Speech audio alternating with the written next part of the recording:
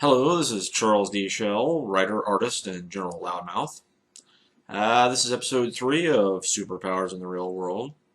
Telekinesis, also called psychokinesis, also called in the Star Wars universe the Force. Moving objects with your mind at a distance. Pretty standard fare for comic book, science fiction, whatever. Not a directly offensive power like the break powers I mentioned before, like I'm strong, I break things, or I shoot beams and break things. All the break thing powers, pretty much the same story. Not a lot of constructive uses unless you're in demolition. But telekinesis, okay. How to make it useful in the real world? It's tricky. It does not lend itself to legal things as a general rule. There are some legal uses you might get out of it.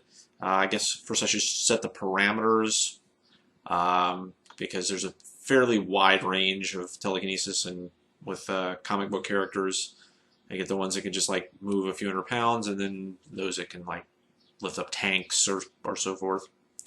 For sake of argument, let's say you've got telekinesis, you can lift say 500 pounds. Not inconsequential, but not fantastic either. I'm sure it would help you with moving, or possibly carrying your groceries. 500 pounds worth of groceries, not bad. Still, the assumption being, again, that it's a real world, you wouldn't want to advertise it.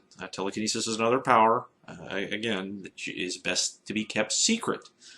Most of them are, except for the ones that are just very obvious that there's just no way you're going to be able to keep secret. So how does telekinesis lend itself to helping you in the real world? Well, if you don't care about laws, again, I've discovered time and time again it's easier to be a supervillain than a superhero, which is why there's probably so many of them in the comics. Pulling jewels out of a jewelry case, pickpocket at a distance, so forth. I mean, you have invisible hands. Also, let's set the parameters of this that as well as being able to lift 500 pounds, you have a lot of manual dexterity. You can like fine motion.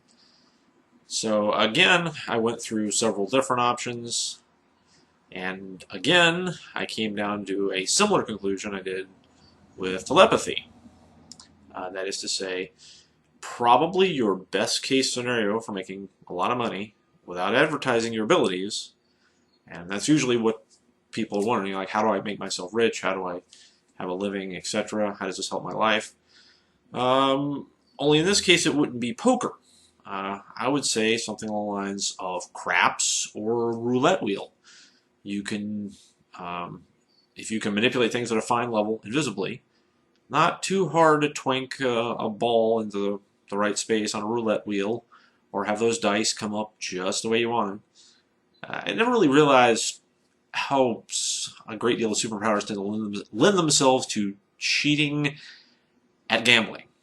Although technically, it would not be cheating. I don't really know of any laws saying one cannot use spooky mind powers to influence gambling results. So it's sort of a legal gray area. Plus, you don't want to get caught, so you probably wouldn't want to overdo it.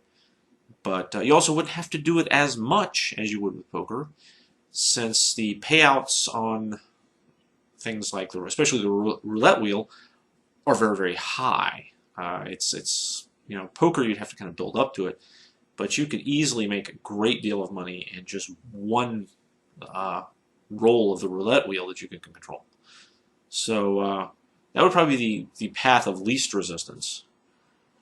I can think of a few other uses helpfulness-wise, but unless you have vast powers of telekinesis, it's fairly limited.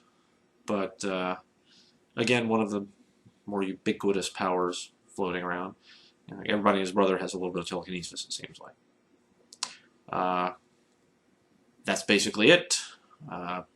Please rate this video, even if you hate it. Like buttons down here. Also, please check out my books. The links are down here. and I will catch you on the flip side.